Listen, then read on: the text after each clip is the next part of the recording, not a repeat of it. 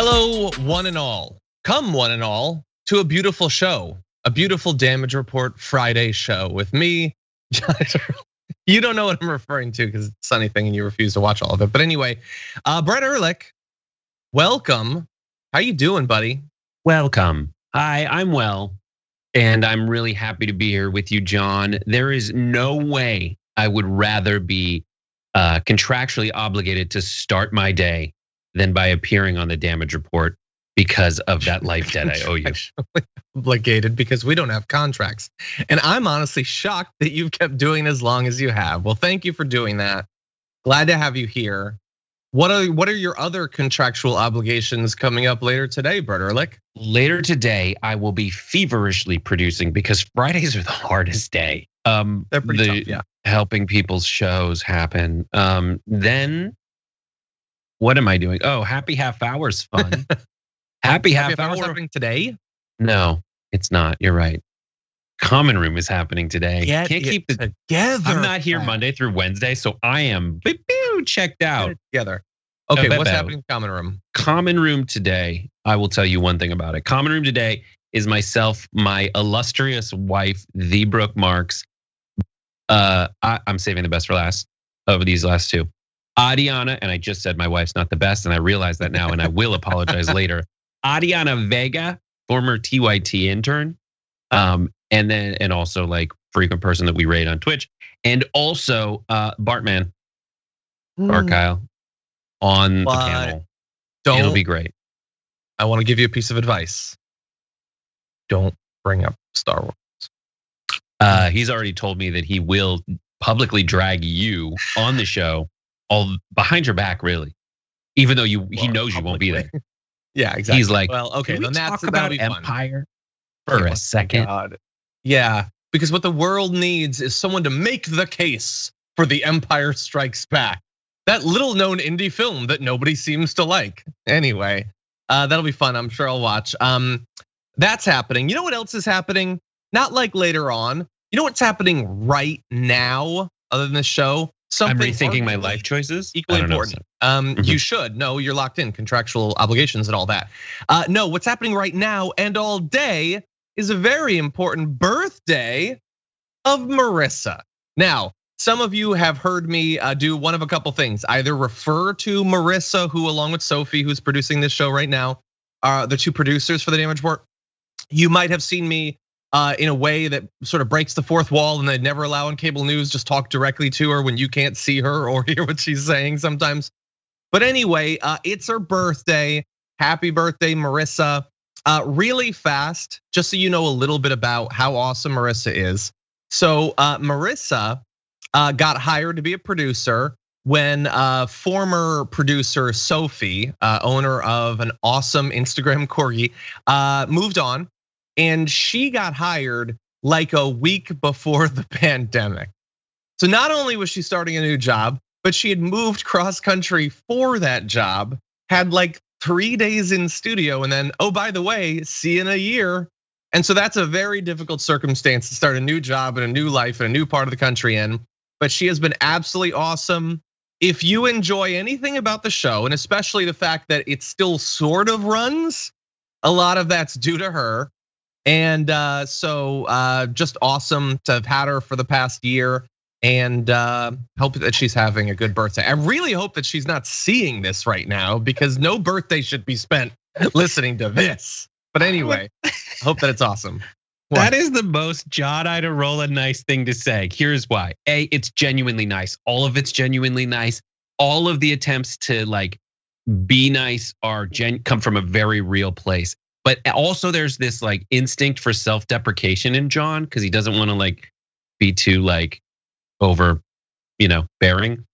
And so he'll try to self-deprecate himself, but he will say things like, if the show sort of runs, while talking about the producer who makes it run quite well by all accounts. So what I was referring to is, for instance, the intro to this show. There's some issues with that. She's not responsible for that. That's me and that's you. But anyway, happy birthday, Marissa. Shut up, Brett. Happy birthday, Marissa. There was some other stuff I was gonna say, but now I don't remember. But anyway, again, hopefully she's not seeing this. By the way, if you want to tweet at the damage report so that she'll hopefully see that, please tweet your favorite photos of frogs and or toads, and that will give her a nice little fun natural world boost on her birthday. And anyway, with that, I think we have some stories, I think. Because again, the show sort of runs. So we're gonna be talking about a lot of stuff about the minimum wage, about the pandemic. We're gonna start. I'll announce it when we just keep watching and you'll know about that. But anyway, a little bit on CPAC, what's going on there. And then of course it's Friday, so we've got a garbage can. This garbage can is quite hungry, and so we're gonna fill it full of human garbage a little bit later on. So you're not gonna wanna miss that. With that, Brett, you ready to do this thing? Indeedy. Okay, well I'm not, because I didn't yet mention, please hit the like button and share the stream if you haven't already. That would be awesome. If you send us messages, we will respond. We have been waiting on the edge of our seats for a couple of weeks now to find out, will the raise of the minimum wage to $15 an hour by 2025 happen on the COVID aid bill?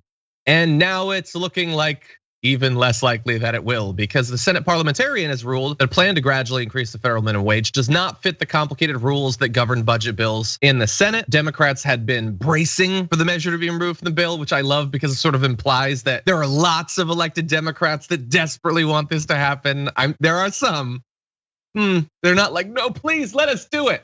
But anyway, some were. And the path to an increase is much more difficult in the Senate, where most legislation needs 60 votes to avoid a filibuster. Obviously, allowing it to pass under reconciliation rules would have avoided that. Senate Republicans are almost uniformly opposed to the plan, and a standalone bill to increase the minimum wage, introduced by Senate Budget Committee Chairman Bernie Sanders, and it's still nice to say that, has 37 co-sponsors, which I checked is not the number of Democrats in the Senate, by the way, which not everybody has to co-sponsor something to support it, but it's certainly a show of support. And so we're gonna discuss a couple different aspects of this, Brett, but really fast, I just want to remind everyone what it means when Senate Republicans are almost uniformly opposed to the plan. The plan is to give the people who make the least money in the country a little bit more money, and every single one of them opposes it. So I just want people to understand that this is the party that represents people filled with economic anxiety, and they desperately want them to not have more money. Yes. So the very easy thing to understand is that Republicans are opposed to a $15 an hour minimum wage. The thing that's slightly more difficult to understand, but for wildly different reasons, is why Democrats have been, why two Democrats in particular are opposed to the minimum wage being raised to $15 an hour. You look at Kristen Sinema and you look at Joe Manchin, who's being outflanked in his own state by the Republican governor who changed from being a Democrat to being a Republican. So in many ways, he's bolder than Joe Manchin in that he actually, takes off the sheep's clothing and says, I am indeed a wolf. And that guy, even that guy is like, yeah, we should have a $15 an hour minimum wage. In places like Missouri, where Josh Hawley was able to become the senator, unseating a Democrat, that state itself supports a $15 minimum wage. Whenever it's on the ballot, it works. People pass it, and it is so difficult to understand why a Democrat and Republican or a Democrat-controlled government of the United States in all three two houses of Congress and the executive branch, why this is so difficult. And the truth is with this, and so now it seems like they're at a point not where they have to regroup as a result of a call made by the parliamentarian. They're at a point where they have to decide, do we go forward with the very real thing we can do, which is just say, thanks for the recommendation, parliamentarian, we're gonna proceed. And that's why I brought up Joe Manchin and Kristen Sinema, because under that, according to all analysis I've read and reporting, those two, because it wouldn't follow the Senate rules, they're out. Because they just care about the rules. That's what they care about. They don't have a problem with the policy, except that they also, especially Joe Manchin, definitely have a problem with the policy. They just have a problem with the violation of the rules. That's what it is. And so what that means, and we're gonna make a whiteboard of this. We just need to make it slightly more explicit. They are in favor of the rules. So they have their concern about the rules, and then they have their approach to the actual policy. And they are choosing the rules over the policy. So I don't think that it is unfair to say they care more about their own modern interpretation of arcane Senate tradition than they do about issues such as raising the minimum wage, providing health insurance to individuals, passing the Equality Act, theoretically. We have to see, maybe in the next week we'll know. But assuming that all of those things won't be able to pass a Republican implied filibuster on literally every piece of legislation, and assuming they still will support the filibuster continuing, it is not just they like the rules, it's they value their own interpretation of the rules more than they value delivering on all of these promises that Democrats have been running on for literally years. So, but you're very clear about that. You're giving them the benefit of the doubt that that's actually how they feel, is that they want to value the rules. When every bit of it don't actually, it's sarcastic, right? Exactly, but yes, right. But yes.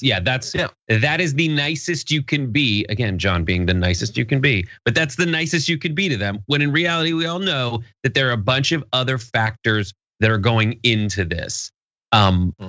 People like when good things happen to them. I hate to break it to you, but people who don't make $15 an hour get happier when they make $15 an hour. And just from a purely political standpoint, this is such a bonehead move from the Democrats, and they think it's brilliant, which is the most disgusting thing about it. They're like, yes, I have an excuse not to do this thing that I want to do, that everyone wants me to do, and I've kind of promised them that I would do, and is wildly popular. They think this is a great way to like say, it's not my fault, it's their fault. Yeah. We need to talk about a relatively new show called the Republic, or UNFTR. As a Young Turks fan, you already know that the government, the media, and corporations are constantly peddling lies that serve the interests of the rich and powerful. But now there's a podcast dedicated to unraveling those lies, debunking the conventional wisdom. In each episode of the Republic, or UNFTR, the host delves into a different historical episode or topic that's generally misunderstood or purposely obfuscated by the so-called powers that be. Featuring in-depth research, razor-sharp commentary, and just the right amount of vulgarity, the UNFTR podcast takes a sledgehammer to what you thought you knew about some of the nation's most sacred historical cows. But don't just take my word for it. The New York Times described UNFTR as consistently compelling and educational, aiming to challenge conventional wisdom and upend the historical narratives that were taught in school. For as the great philosopher Yoda once put it, you must unlearn what you have learned. And that's true whether you're in Jedi training or you're uprooting and exposing all the propaganda and disinformation you've been fed over the course of your lifetime. So search for UNFTR in your podcast app today and get ready to get informed, angered, and entertained all at the same time.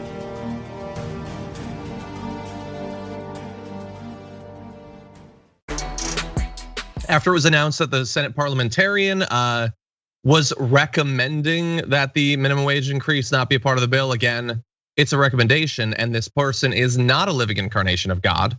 In theory, one could oppose the recommendation. The chairman of the Senate Budget Committee, Bernie Sanders, said that in the coming days, he'll be working with his colleagues in the Senate to move forward with an amendment to take tax deductions away from large, profitable corporations that don't pay workers at least $15 an hour, and to provide small businesses with the incentives they need to raise wages. So in theory, that could be a way to try to push in the same direction, which is something. But sort of as I alluded to in the intro, Democrats could also try to overrule the parliamentarian's guidance, effectively insisting on including the wage increase in legislation anyway, or try to rewrite the provision in a way that adheres to the Senate rules. In 2001, the parliamentarian at the time, Robert Dove, was unceremoniously ousted from his position after Republican leaders found fault with his rulings. I have a feeling they will probably consider the rulings of the parliamentarian to be the most sacred thing ever now. But that is something that could happen. Although apparently Vice President Kamala Harris, in her role as president of the Senate, would not vote to overrule the parliamentarian, according to top White House officials. So she could, and she's previously, like, you can Google minimum wage increase, Kamala Harris. She says that it needs to go to $15, but apparently, again, add this to the group of people that best interpretation possible values the rules of the Senate more than giving people the wage increase. So they both desperately need, absent a pandemic, but inside of one could definitely use that assistance. And this is all the result of let's think about the framing. What has gone down to get us where we are in terms of the framing. The parliamentarian is looking to see, we're all like the parliamentarian, yes or no, can we, can't we? Look at the history that got us to this point. This is to see whether this applies to the Byrd rule applies that allows for voting 50-50 as opposed to 60-40, right? Or 61-39. That whole dynamic is utter, total, stupid BS that is so unmoored from even the theoretical history of the filibuster that it needs to be wildly abandoned right now. Already, the Senate is not a 50, a 1-to-1 representation of what people in America think. Already, the Senate overrepresents Republican voices. And so really a 50-50 vote in a Senate is more like a 60-40 vote in the general population. It would be the equivalent of a 60-40 vote in the House of Representatives in terms of how they represent the population in America. So to then go and say, of that already 60-40 breakdown, I need another 60-40 breakdown. We're getting into like the 80-20 representation of America if it's the Democrat, if it's the Republicans holding America hostage. Vice versa, when it's a 60-40 and the Republicans hold it and they need a 60-person threshold, then it's more like a 50-50 breakdown of the population of America. That's what's psychotic about it. And now we're sitting here and the parliamentarian is just one person. Every other major decision is not made by a 1-judge panel. It's made by a 3-judge panel, or in the case of the Supreme Court, a 9-judge panel. Yeah. And we're just going down on whatever her name is. That's like, yeah, I've been doing this since 2012. I read it, I thought about it. Yeah. And I give her the benefit of the doubt. I look at it, it is not like a slam dunk that just because this has to, the budget would change. Like this is a very, very policy-like thing. Yeah. But if that's the standard we're holding it to, well, then the tax hike was also against this. The thing that they've allowed in the past, they shouldn't have allowed. That had much bigger budgetary implications. And it's not just that it has budgetary implications that makes it past the Byrd rule, to my understanding. That is a part of it, but there's specific kinds of budgetary implications. And in this situation, I do believe that it's a mix of the donors who, the major donors who run companies that fund the politicians. And it's this just terror that the Democrats seem to have that maybe they're wrong about their understanding of economics. I really do think that's it. And they're really, really scared because they've been scared by everyone in their ear saying it's not such a good idea. It's not such a good idea, into believing that that they might be wrong and it might overheat the economy. And the last thing is the minimum wage right now. The reason that $15 an hour scares them is because we're so behind in raising the minimum wage. Like you'll hear Republicans say, like, why is it that when, and it's happened in California when they raised the minimum, essentially the minimum wage when it related to full-time employment. You'll see Republicans and business owners say, why did the Democrats always double things? It went from a 20 to a 40. It's going from a 7 to a 15. Why are they doing it? Well, that's because y'all fought so hard for so long to make it so unjust right now that when we ask for you to catch up on your back pay to the American people, you're like, well, it's so crazy. Yeah, that's how we feel. You're gaslighting us. Exactly. You could have made it a gradual series of increases over the course of decades. You chose not to do that, thus putting us in a position where to have any meaningful change, in theory, you would have to double it or something like that. Yeah, we'll talk more about I can talk about the filibuster endlessly, but anyway, really fast, I want to give credit to a few of those who are advocating for a number of different ways that the minimum wage increase could still happen, including Representative Ro Khanna, who will be joining us next Tuesday on the show. We said, I'm sorry, an unelected parliamentarian does not get to deprive 32 million Americans the raise they deserve. This is an advisory, not a ruling. VP Harris needs to disregard and rule a $15 minimum wage in order. We were elected to deliver for the people. It's time we do our job. And Ilhan Omar responded, abolish the filibuster, replace the parliamentarian. What's a Democratic majority if we can't pass our priority bills? This is unacceptable. Exactly. And what the Democrats already have to pass so many hurdles to have even a chance at exercising political power. And I'm not going to relitigate all of them because we've done it endlessly on the show. when they finally pass all of those, and based on very specific promises, they are under an obligation to actually make good on them. So hopefully that will happen. Yes, and then just really fast.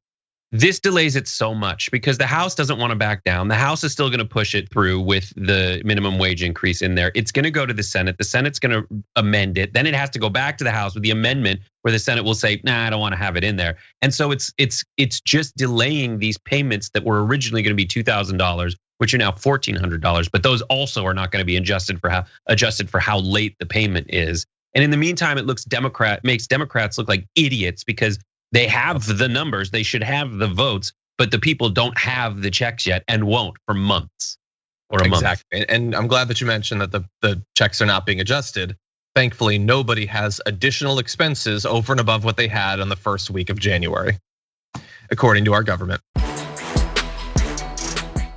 We are getting closer and closer to the 1-year anniversary of TYT's lockdown. Most people's lockdown initially happened around a week from that point. And it made me think, you know what? Along the way, considering the fact that we're still in this pandemic, it is still doing so much damage, and it was as horrendous as it was and didn't have to be. We're going to start looking back on some of the steps along the way that got us to there. Some of the most outrageous decisions, ways of talking about the pandemic. And one of the early ones that I felt like we could not miss was this prediction from Kayleigh McEnany. Take a listen. This president will always put America first. He will always protect American citizens. We will not see diseases like the coronavirus come here. We will not see terrorism come here. And isn't that refreshing when contrasting it with the awful presidency of President Obama? Kayleigh McEnany, thank you so much. Good to see you tonight. Thank you. As bad as that quote is, and that's what we're gonna be talking about, is it Trish Regan? Her like, you nailed it, Kayleigh. That like end was really condescending from my point of view. Anyway, Brett, isn't it refreshing that we won't be having diseases like coronavirus come here? Is that refreshing, Brett? To be fair, she wasn't wrong. There are no real diseases like coronavirus. I mean, it's an unprecedented disease. So yes, coronavirus itself came here, but she didn't say that. She said diseases like coronavirus. So the undiscovered pangolin-borne illnesses, who knows, because I'm not gonna look it up. The other things that are crawling around inside pangolins, they're not gonna come here. And we have done an excellent job, 100%, making sure that no other COVID-like diseases, and I know that COVID itself is an umbrella, but we all understand that. No other disease quite like it that's capable of shutting down an entire world will come here. And so far, they're 100% right. It was just the one. It was just the one. Do not Google COVID-19 variants. So it was just the one. It was just the one. Now look, but those are made in the USA. What's that? Exactly. We're gonna have to figure out a name for this segment. But anyway, this is one of the most outrageous ones. Not just because, oh my God, we've already lost 500,000 people. How could you say that? But how could you have said that? Really? Like the idea, I understand. She may not have thought 500,000 people will die, or even that at that point, 50,000 people would die. At that point last year, I didn't think anything like that would happen. But the idea that it would not get here at all, that nobody would get sick, that's madness. It's late February 2020. It was in many countries. I mean, it was already here. But we didn't know at that point, but it had already spread to so many countries. The idea that it was never gonna get here is madness. And the idea that you could just say that and what's the difference if it eventually gets here? No one will care. And I guess largely most people don't care about most of these things, but it was just there was no chance that it would end up being true. There was no argument to be made, and there was no pushback from Trish Regan. What a mad thing to say on the precipice of this absolutely horrendous year. And so you, once again, are really tackling this on the merits of what she said. But I can answer your question as to why she would think it was okay to say this. We all know that she said something that was ridiculous. And why would she, and you're kind of asking, why would she think it's true? And she doesn't, is the short answer to that. And why does she think she could say something that's so obviously not true? Because of the other thing you're talking about there, that Trish Regan won't push back. That every step along the way, no matter how big the gaffe, mistake, or intentional evil deed is perpetrated by someone with an R next to their name, or someone that they think by siding with them will gain them more viewership or defectors from the other side. The entire Republican and conservative media infrastructure is set up and incentivizes people to do exactly that, to say things that aren't true and that later will be laundered. So, and it bore out recently. We did a segment on the Young Turks where we pointed out how the guy who quit as a police chief of the Capitol Police in the wake of January 6th didn't apologize, or he resigned, and now unapologized, kind of. He kind of unapologized and said he regrets resigning. Why? Yeah. Well, look at what happened to Ted Cruz. Ted Cruz did a terrible thing. And 3 days later, after it was clear that he lied, Sean Hannity's on there laundering his image, saying you just went and dropped the kids off. Yeah. So let's take a step back. Wink. And there is no longer any incentive for anyone to tell the truth or do the right thing or apologize or resign in shame, because the right-wing media infrastructure is so damn shameless. You got Tucker Carlson on there saying like, there's no science behind it, when there is. He just is saying things. It's nuts.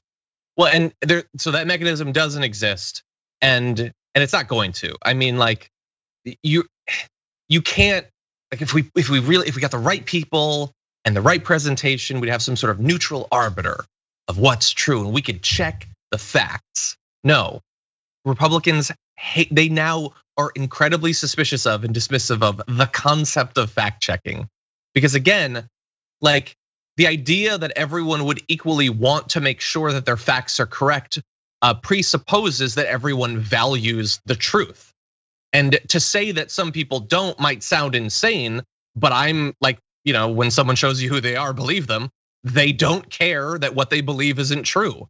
And they're not gonna be shamed into believing something else because you prove to them in some way that it is true. But yeah, then that's absolutely insane. We're gonna eventually get into the stuff that Trump has said. We're starting off with Kayleigh to sort of dip our toes into the water of COVID insanity, but yeah, it got a lot worse than she was willing to admit, at the very least.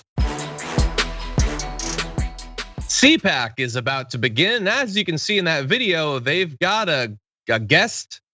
They got a literal statue of Trump cast in what I'm assuming is not real gold. It's Trump. It has to be a con fundamentally, but yeah, they've got that. I think we have a video that we can jump into to see that a little bit better.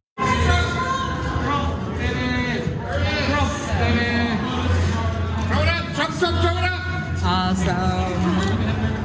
That is so cool. We're the people. That is so cool. 4 years.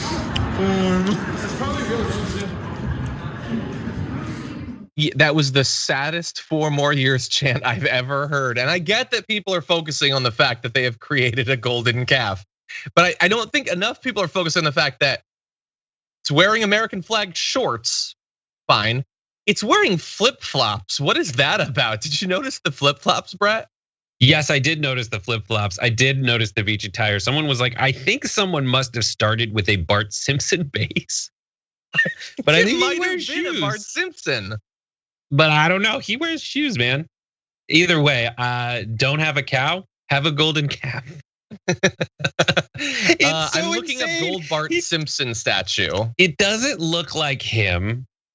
It looks like like one of those like pop art things you see in a museum where it's like a cool cartoon thing, but it's Donald Trump in shorts. When do you think was the last time Donald Trump wore shorts? I really hope it was many decades ago. It was probably on Epstein's Island.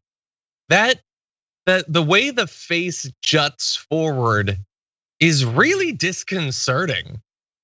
like it's sort of a brutish caveman sort of thing. Like I get that they almost certainly mean it to be positive in a joking way, but it feels like it's mocking him. Yeah, it's not.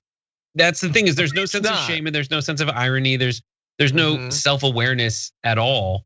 It is going full golden calf. This is their idol. There are people outside proudly wearing shirts that says Cult of 45, kind of taking it back. They're fine with it. And I still don't understand why. It is just, I could sum it up why people like Trump, with a lot of people like Trump, with the sound rah. Like that's it. They just love that he fights and is loud and doesn't do all, I guess this is the benefit of the doubt, like the BS decorum and whatnot. But like, I just like when I see projects like this thinking how long it took the person, how many hours they spent just going, this is gonna be great. This is awesome. Yeah, because they want the thing. So look, yeah, and so I get that. Like the first layer is people saying that it's a golden calf. I get that. And then the next layer is them, haha, we got you. We trolled you. We know that we made him the villain in Marvel or whatever. We know that the Death Star is a bad one. You don't get that, we get that. So we've owned you somehow. But like the thing is about the golden calf thing, like I don't think that the biblical prohibition is don't do this thing unless it owns the libs. Like you still supposedly believe all that religious stuff that you talk about. John, it is really ironic, which is why process. But if you think this is the only thing that they did at CPAC that was a wildly tone deaf religious reference, well then, sir, you are wildly off base. Did you know? What? Yeah, we have some graphics. Did you know that at CPAC, you might have heard of the Tower of Babel, where they built a tower so high it went close to God, and God was like, that is you being presumptuous, and so I will make you speak in 1,000 different tongues where you can't understand each other. Well, here's the Tower of Babbling Idiots. They had a whole tower and it spoke. It's still going and it will go forever and ever. So that's a Tower of Babbling Idiots. I thought that was Minas Tirith. Anyway, you would, John. I would. I was like, don't put them on Minas Tirith. Anyway, go on. And that's not it. And is it the only 10 Commandments Genesis based? I'm not sure where Babel is, but the Genesis based "Let my people go" reference.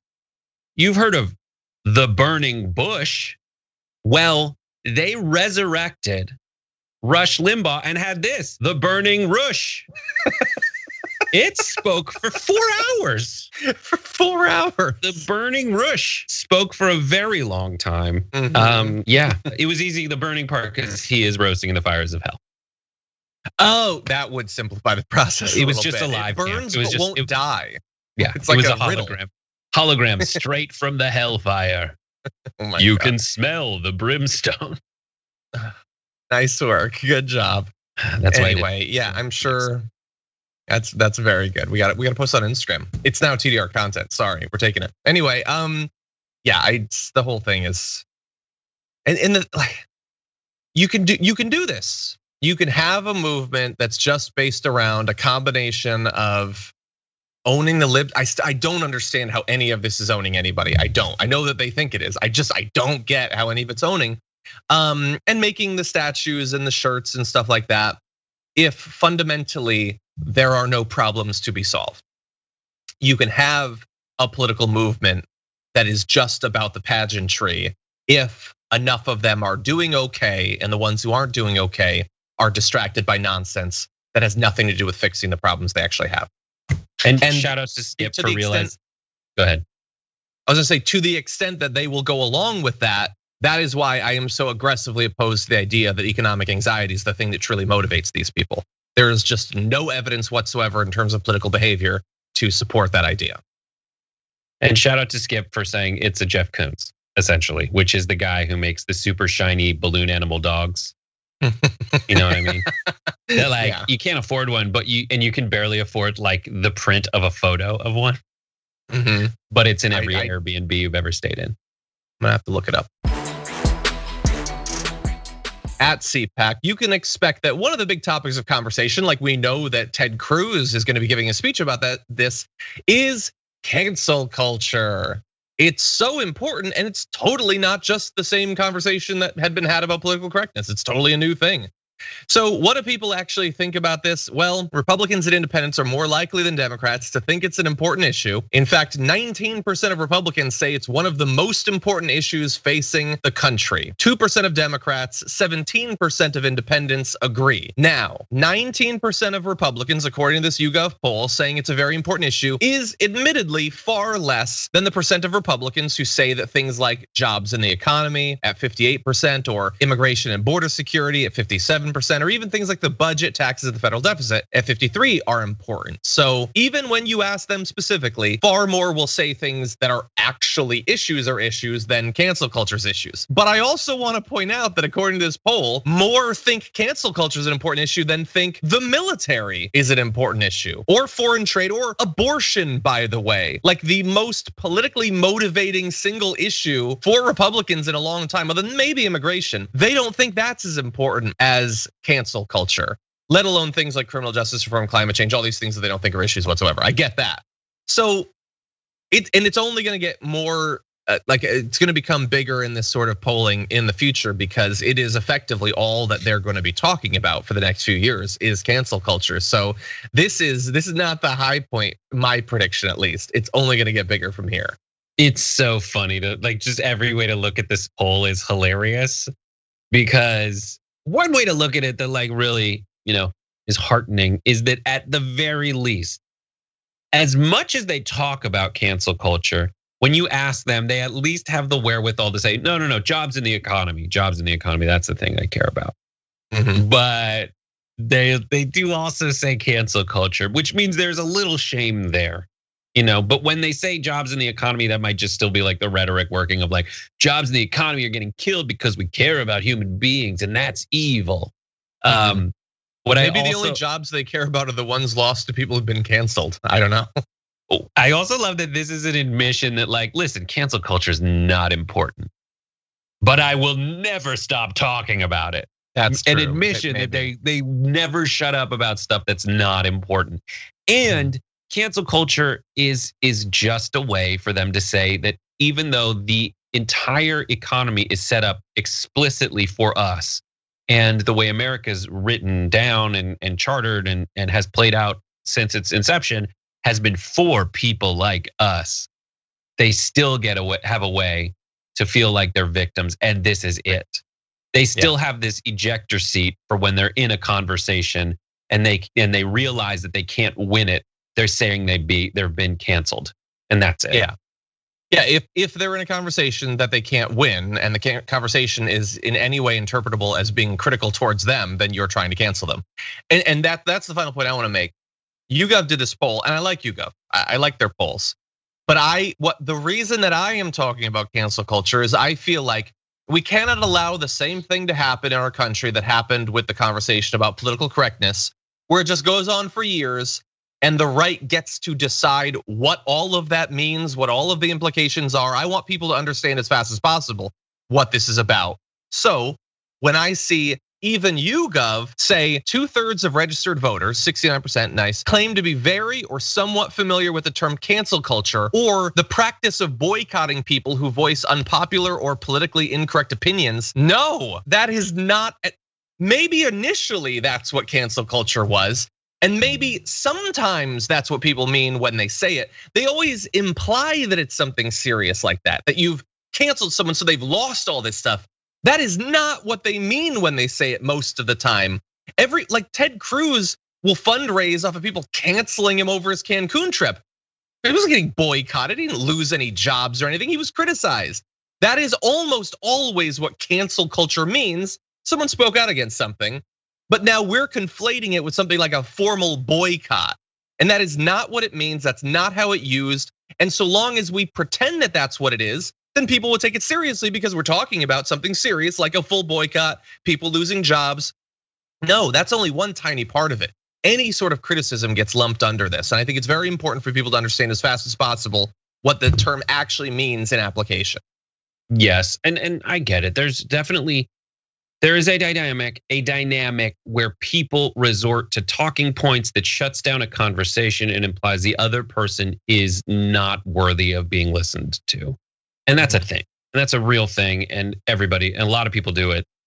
But just how clear it is to me, to everyone who is an impartial observer and not either beneficiary of the white right-wing talkosphere, or someone who just like basks in its warm glow to excuse their heinous behaviors and opinions. They're truly inherently anti-American and evil interests, and I can prove that. But yeah, it is just a way, and they all use it when they don't like hearing an opinion from someone else.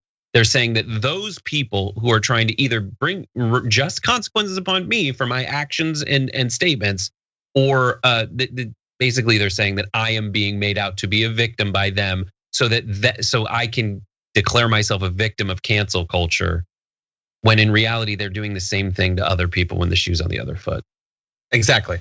Yeah, you don't have to decide, because there doesn't have to be an equal definition. That's the whole point of setting up something like this, is to protect you.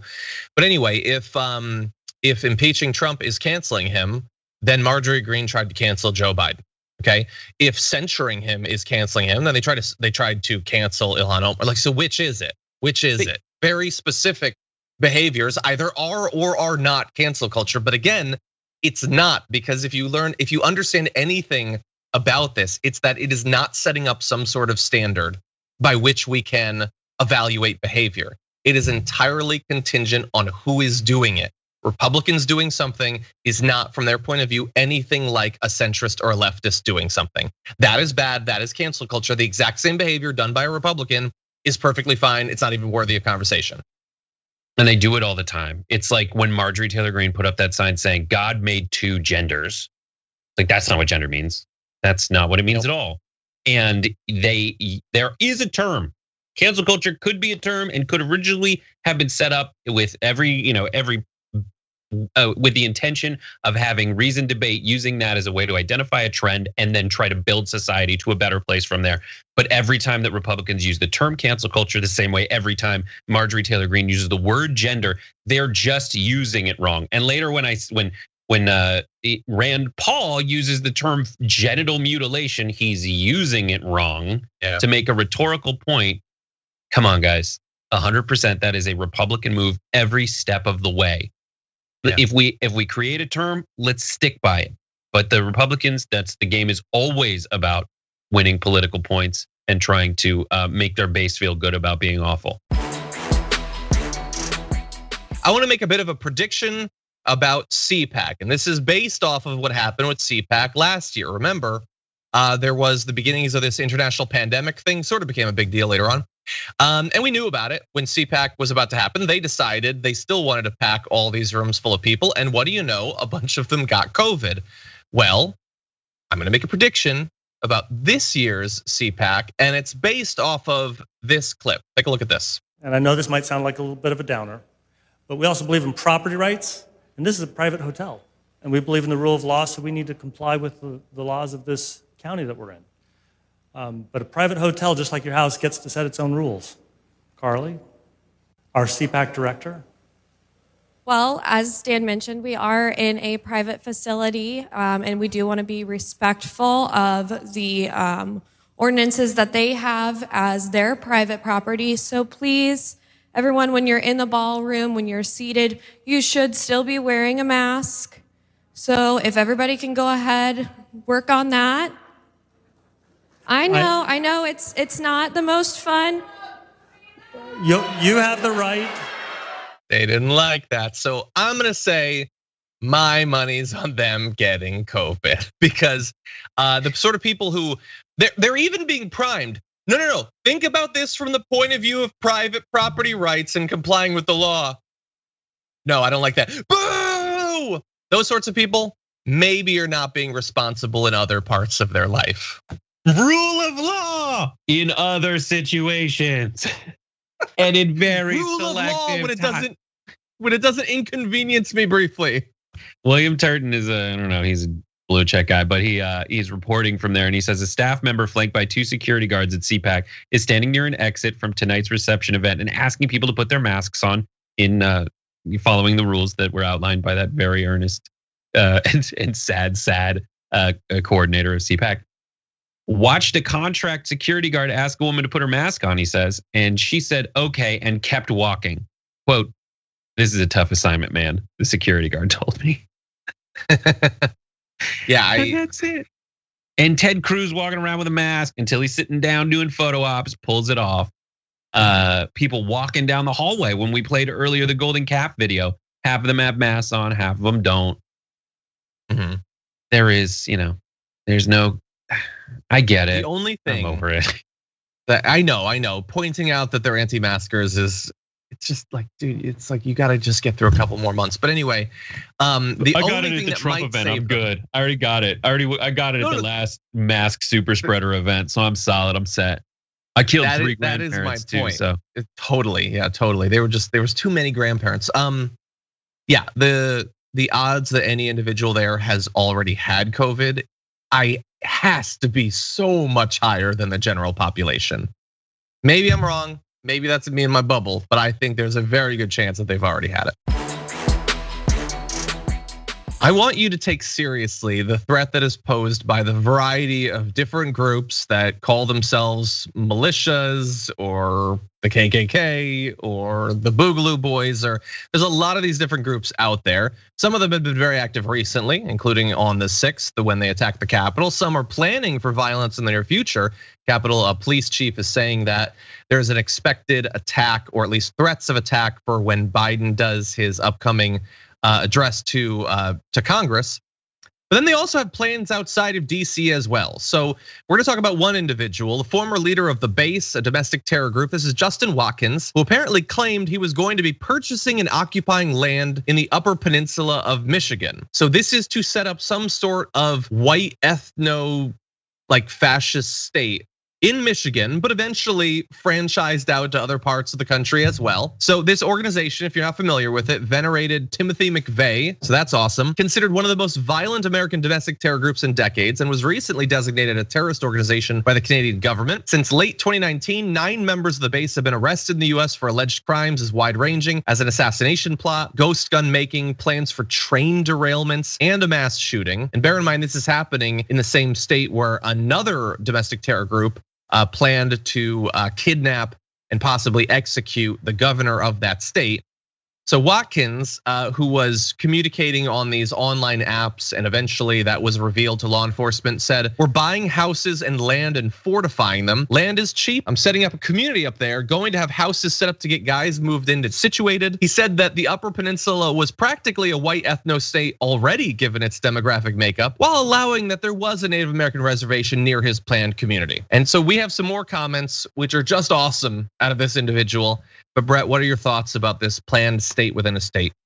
Sounds awesome. I'd love to go visit these Nazis. I mean, like, it's so patently, there's a lot of ridiculous stuff happening. It's like, why don't you just go live there anyway? Like, does it have to be like a white ethno state? If they can operate off the grid, fine.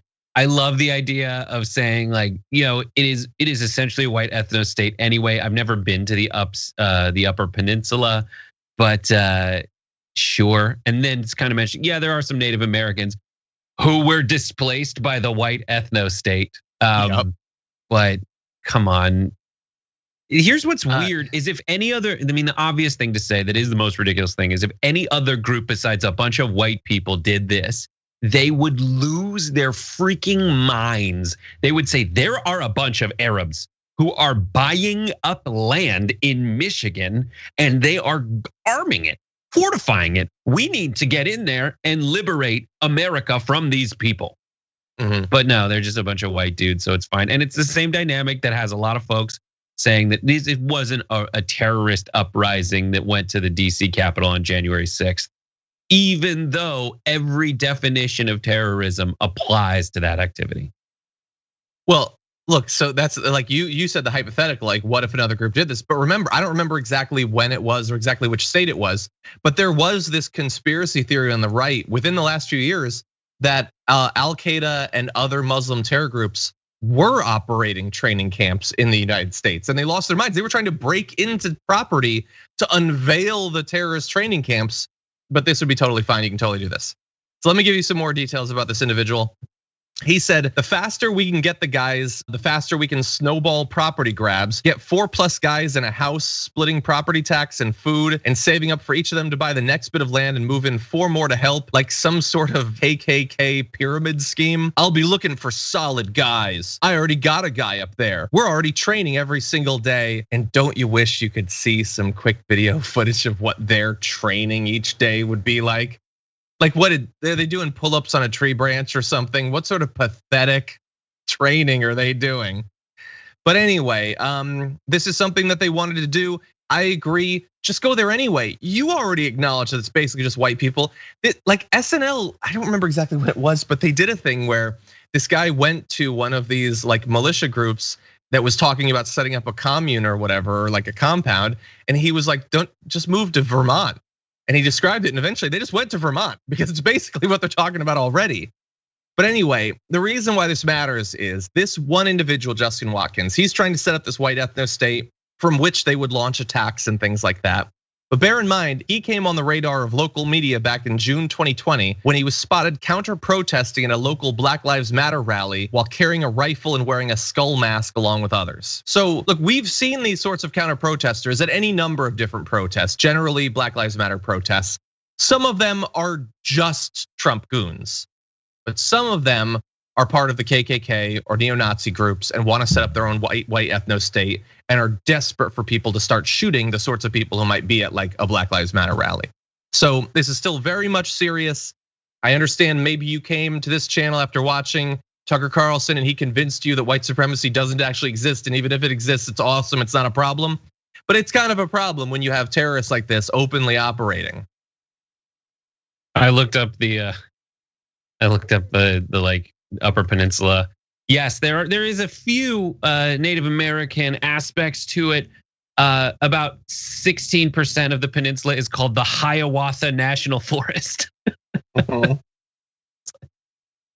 that's the thing is I mean, this story, that is how far gone it is. Like, yeah. It's just they are saying I'm going to attack, and you see a kid with a cell phone, and just because he's black, you're like, he's gonna shoot me. It was a cell phone, no, it wasn't. But these guys are literally saying, I am setting up an ethno-state from which to have a base where I attack things. Exactly. But you're infringing upon my constitutional rights if you say that's a bad thing. By the way, thank you to Dave Piga in the super chat for reminding me. I knew this, but had forgotten. So this organization is the base. Al-Qaeda literally means the base. Nailed it. But don't make any comparisons. It's the end of the week, and so it's time to take out the trash.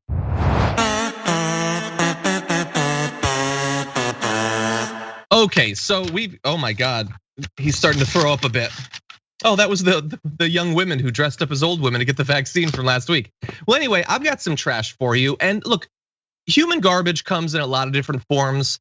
This is one of a person who has been garbage a lot. In fact, was our garbage person of the year last year, I think 2 years in a row. But this is like a personal reason for this one. So my garbage person is Mitch McConnell, and I'm gonna put him in the trash there. And the reason that he is my garbage person of the week is just because he's the sort of politician who's awful in all the substantive ways that we talk about, but also just the personal ways where like, this is a person who's so obviously awful and spineless and dishonest that it just makes regular good people not want to be a part of this thing, this enterprise of caring about politics. Like I get frustrated when people aren't into politics, but I also get it. when they are confronted by people like this. And let me tell you what I mean. So back as a result of the second impeachment trial, Senate Minority Leader Mitch McConnell, in a speech after he voted to acquit Trump, argued that Trump is practically and morally responsible for the attack and said he could still face legal consequences. So I'm gonna vote to acquit him, but he's totally responsible for it. And hey, maybe he'll face legal consequences. I mean, he said, we have a criminal justice system in this country, we face civil litigation, and former presidents are not immune from being accountable by either one, stating Trump is still liable for everything he did in office. So Trump is responsible for the attack on the Capitol, might well go to jail as a result of it. Then in response to that, Trump wrote that letter saying, among other things about McConnell, that he has a lack of political insight, wisdom, skill, and personality. He's dour, sullen, and unsmiling political hack. He begged for an endorsement. Democrats play him like a fiddle. They've never had it so good. He's got substantial Chinese business holdings, which I think is just an attack against his Chinese wife, and third-rate leader. That's what he is. So he is responsible for the attack. He should probably go to jail and might well go to jail. And then he attacked him a whole bunch. And then after all of that, take a look at this back and forth in the news. If the president was the party's nominee, would you support him? The nominee of the party? Absolutely.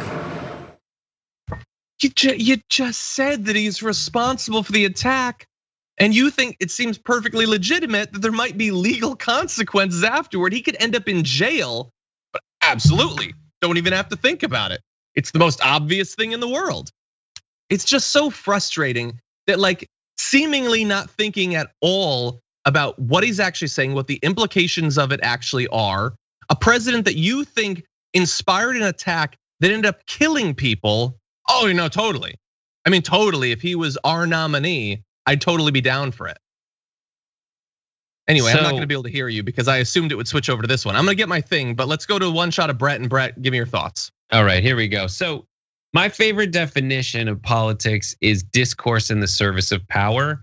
And that is, and Mitch McConnell is a strictly political animal. And if the definition of politics is discourse in the service of power, he's just being what he always was.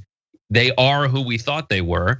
And I'm just, I'm not excusing it. You're right in all the reasons it's reprehensible, but I'm analyzing the politics. And it's no different than his previous positions anyway.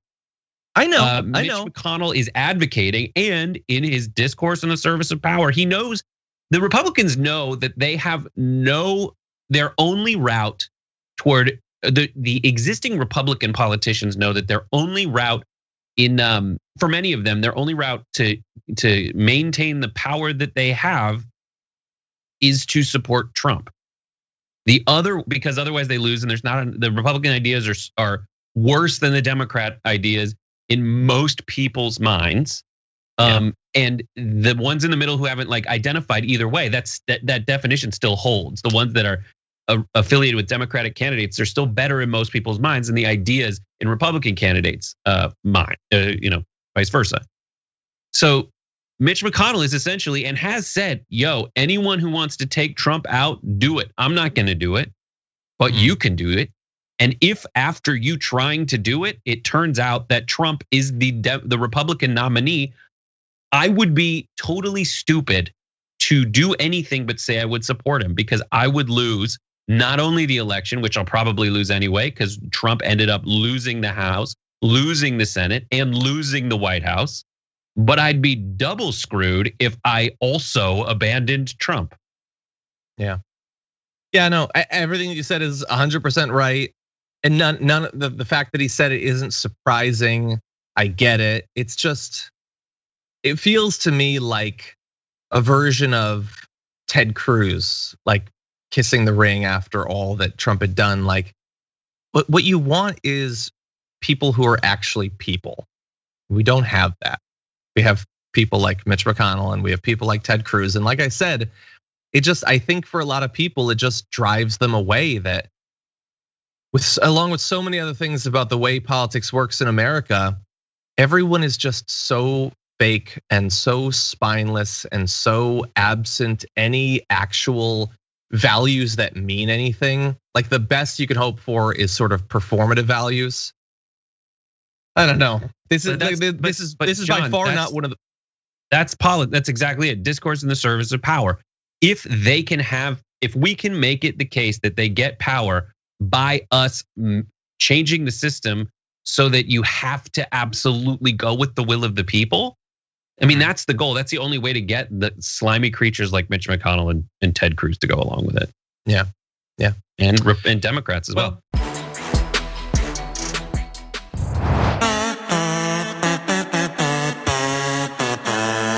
My garbage person is Randy Paul, Amaranth Paul. I don't know what his name is. Randy Rand Paul.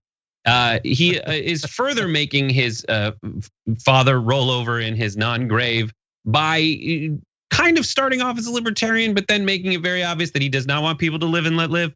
So here he is talking to I think it's like the assistant HHS secretary nominee as he's grilling her. She's a trans woman. And here's how he approaches the question he has for her. Take it. Genital mutilation has been nearly universally condemned.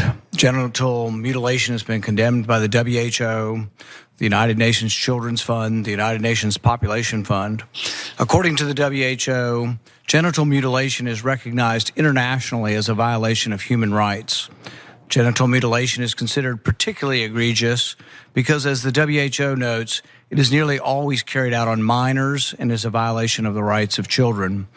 Most genital mutilation is not typically performed by force, but as WHO notes, that by social convention, social norm, the social pressure to conform, to do what others do and have been doing, as well as the need to be accepted socially and the fear of being rejected by the community.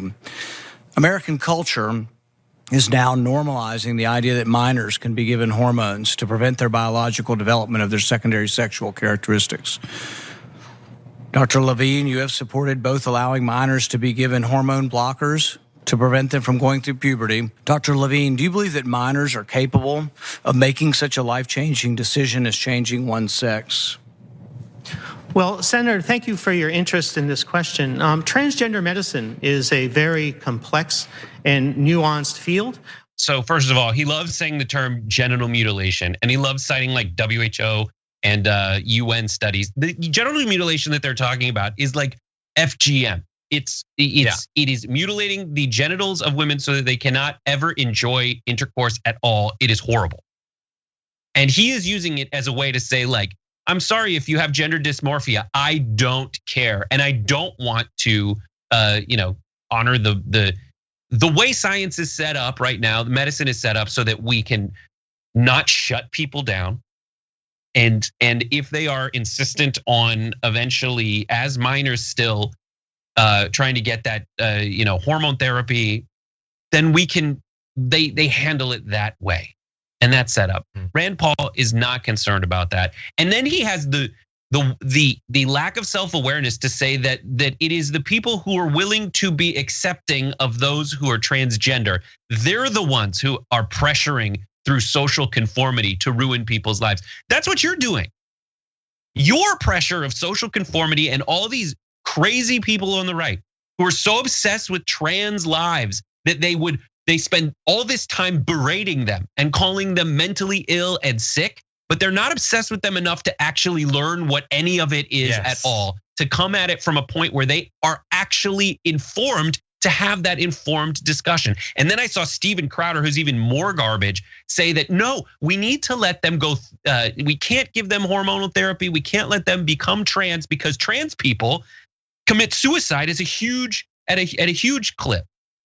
And it's like, that is not how any of that causality works. No, it's people like you making their life a living hell.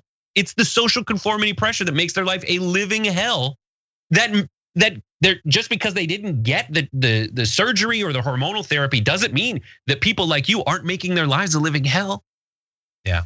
So they need to stop it. They're absolute garbage. And what's worse is they should know better. They don't care.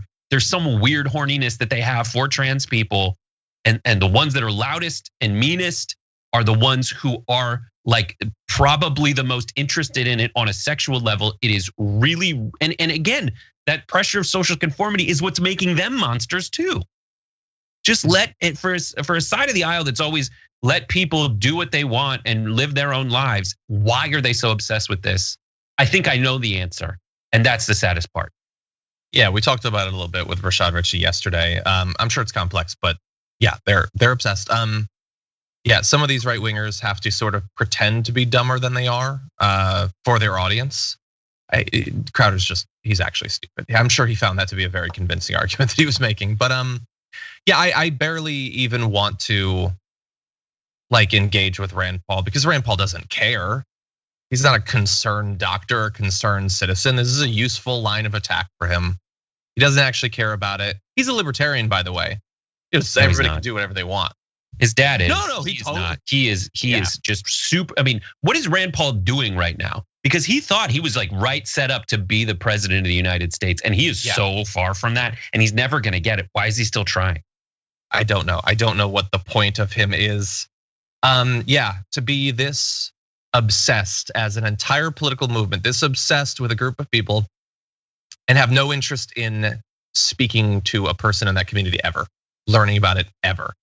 Because they don't actually care about those people as people, they care about them as a means to an end. It is a political tool. And I'm just so sick of it. I'm just so sick of it. I don't even want to it's a great garbage person, Brett. I don't even want to talk about it, honestly, beyond what we have. I'm just so sick. I hate it. I hate it. I hate our politics. What did the community say? Yes, that is maybe the best garbage person we've ever had. Because it makes me so sick, I don't even want to talk about it anymore. Anyway, this week, the community garbage person of the week for TDR was chosen as the result of 46,000 votes, which I think is the most we've ever had. That is crazy. But anyway, we gave you 5 great garbagey people. And coming in this week at number 5 with 4% of the vote is Meghan McCain for blatantly showing her elitism. I, Meghan McCain, Princess of Arizona, co-host of The View, should get the vaccine immediately. Number 4, exactly. Number 4 with 5% of the vote is Newsmax for attacking Biden's dogs. I forgot about that. That was crazy.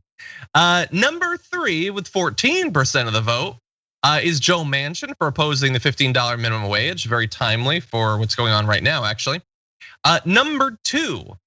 With 20% of the vote is Marjorie Greene for mocking her colleague's trans daughter. That's Representative Marie Newman. She's number 2, which leaves number 1 with 58% of those 46,000 votes. Texas energy companies for capitalizing on people's pain and charging them whatever they can. That is true garbage. Those energy companies were garbage before this, but it really is obvious when the emergency hits. So thank you to everybody who voted on that. Thank you to people who want to join the Texas energy companies with being garbage. Like I believe it was the Attorney General of Texas who said, should have read the fine print. Woo, that's a thing to say. But anyway, a lot of garbage to go around. Thank you to everyone who voted. And thank you to everybody who watched the show today. Thank you to Brett for being on the show. Brett, thank you so much. See you in Common Room, 6 p.m. Pacific, 9 p.m. Eastern at twitch.tv/TYT. I thought at first you were talking to me. I was like, wait, I'm doing it? But anyway, it's gonna be awesome. Everybody tune in later. Brett, I will see you in 5 minutes on our production meeting call. And thank you to Sophie for putting up with it. Sophie, who's been doing this for the last 4 minutes. And I can't see her because of the garbage can. We might make an emote out of Sophie going like this. Like, you guys, you guys. Sophie emote incoming. Anyway, okay, so we'll go then. Bye, Brett. Thank you everyone for watching today and throughout the week. Really do appreciate that. Lots of plans for next week, including our interview with Congressman Ro Khanna about the future of the US involvement in the war in Yemen. So you're not gonna wanna miss that. I will be leading the first hour of the Young Turks later on today. So definitely be there for that as well. And until then, stay safe out there, stay sane out there. I'll see you soon.